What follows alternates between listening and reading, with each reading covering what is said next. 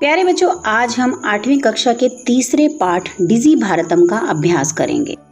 सबसे पहला प्रश्न है अदो लिखितानाम प्रश्नानाम उत्तराणि एक पदेन लिखत। नीचे दिए गए प्रश्नों के उत्तर एक पद में लिखें। सबसे पहला प्रश्न है कुत्र डिजिटल इंडिया इत्यस्य चर्चा भवति। कहां पर डिजिटल इंडिया की चर्चा होती है? तो उत्तर होगा संपूर्ण विश्व में। केन सह मानवस्य आवश्यकता परिवर्तते। किसके साथ मानव की आवश्यकता बदलती है या परिवर्तित होती है? काल परिवर्तनेन, समय के बदलने के साथ। आपने वस्तुनाम क्रय समय केषाम अनिवार्यता न भविष्यति। बाजार में वस्तुएं खरीदते समय किस चीज की आवश्यकता नहीं होती है? रूप्यकाणाम, पैसों की। कस्मिन् उद्योगे वृक्षाः उपयुज्यन्ते। किस उद्योग में वृक्षों का उपयोग किया जाता है? तो उत्तर होगा कर्गदो उद्योगे, कागज के उद्योग में। अद्य सर्वाणि कार्याणि केन साधितानि भवन्ति। आज सभी कार्य किसके द्वारा सिद्ध होते हैं? संगणकेन, यानी के कंप्यूटर के द्वारा। प्रश्न 2 अधोलिखितान प्रश्नान पूर्ण वाक्येन उत्तरत। नीचे दिए गए प्रश्नों के उत्तर पूर्ण वाक्य में दे। प्राचीन काले विद्या कथम गृह्यते स्म। प्राचीन काल में विद्या कैसे ग्रहण की जाती थी? प्राचीन काले विद्या शुद्ध परंपराया गृह्यते स्म। प्राचीन काल में विद्या शुद्ध परंपरा के द्वारा ग्रहण की जाती थी। वृक्षाणाम कर्तनम कथम न्यूनताम यास्यति।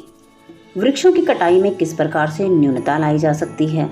संगणकस्य अधिक प्रयोगेन वृक्षाणाम कर्तनम न्यूनता यास्यति। कंप्यूटर के अधिक से अधिक प्रयोग के द्वारा वृक्षों की कटाई में न्यूनता लाई जा सकती है। यदि हम सभी कार्य डिजिटल माध्यम से करने लगेंगे तो कागज का प्रयोग कम होने लगेगा, जिससे वृक्षों की कटाई भी कम होने लगेगी। चिकित्सालय कस्य आवश्यकता अद्य न अनुभूयते। चिकित्सालय में आज किस चीज की आवश्यकता अनुभव नहीं होती है? चिकित्सालय रूप्यकाणाम आवश्यकता अद्य न अनुभूयते। चिकित्सालय में पैसों की आवश्यकता आज अनुभव नहीं होती है, क्योंकि सभी काम मोबाइल के माध्यम से, क्रेडिट कार्ड या डेबिट कार्ड के माध्यम से ही हो जाते हैं। वयम कस्याम दिशि अग्रे सरामः। हम किस दिशा में आगे बढ़ रहे हैं? वयम डिजी भारतम इति अस्याम दिशि अग्रे सरामः। हम डिजी भारतम इस दिशा में आगे बढ़ रहे हैं। वस्त्रपुटके केषाम आवश्यकता न भविष्यति। वस्त्रपुटक यानी कि जेब में किस चीज की आवश्यकता अनुभव नहीं होती है? वस्त्रपुटके रूप्यकाणाम आवश्यकता न भविष्यति। जेब में पैसों की आवश्यकता अनुभव नहीं होती है, क्योंकि यदि आपके पास मोबाइल है तो आपका मोबाइल से ही सारे काम हो जाते हैं।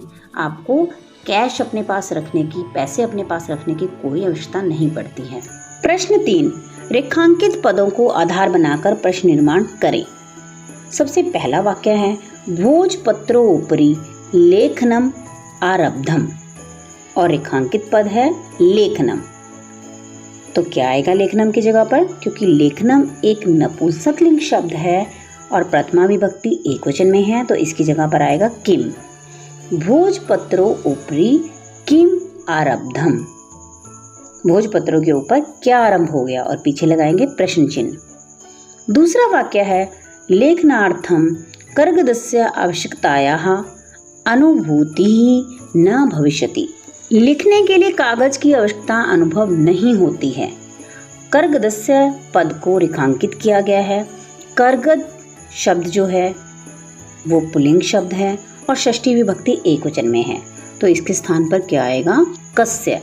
लेखनार्थम कस्य आवश्यकतायाः अनुभूति न भविष्यति, पीछे लगाएंगे प्रश्न चिन्ह।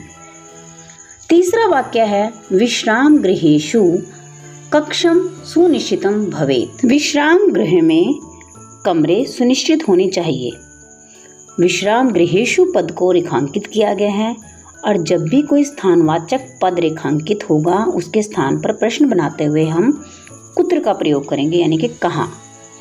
कुत्र कक्षम सुनिश्चितम भवेत्, और पीछे लगाएंगे प्रश्न चिन्ह।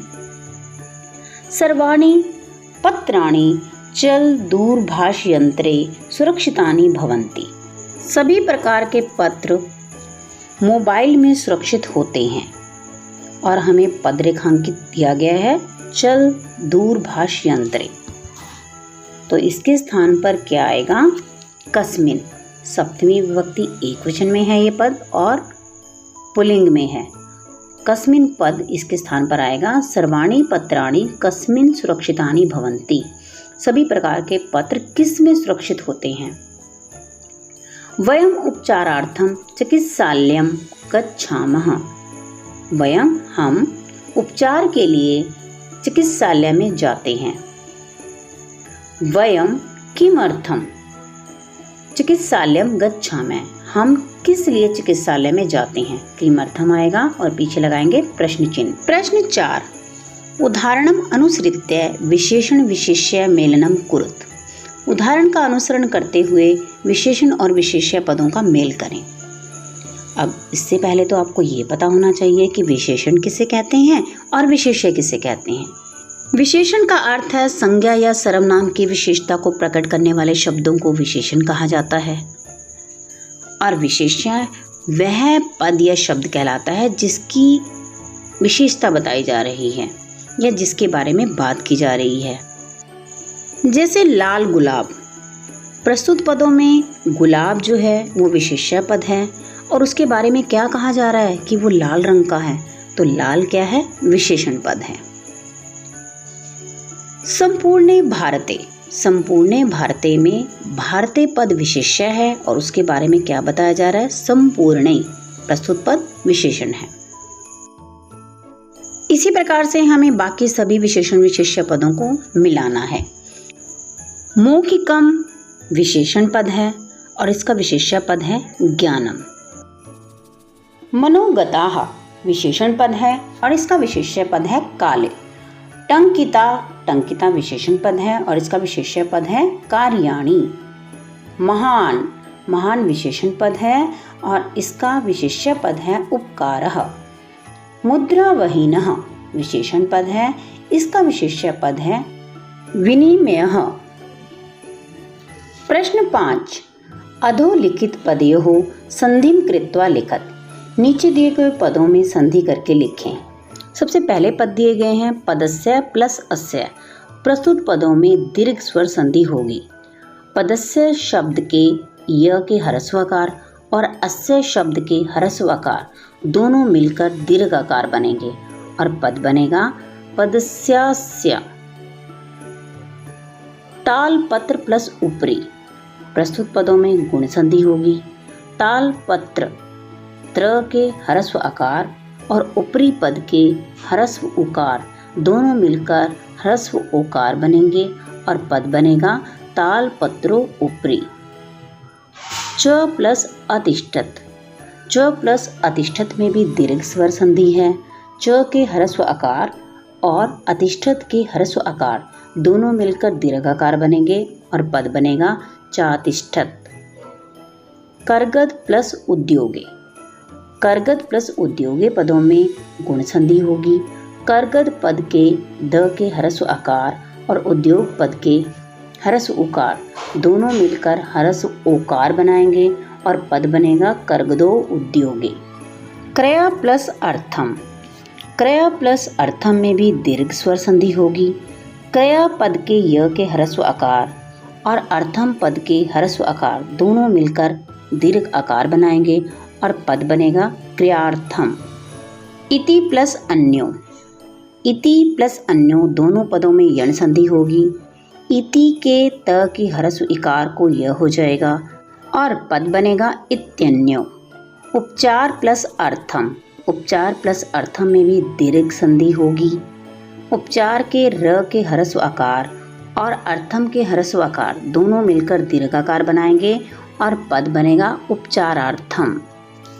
प्रश्न 6, उदाहरणम अनुसृत्य अधोलिखितेन पदेन लघु वाक्य निर्माणम कुरुत।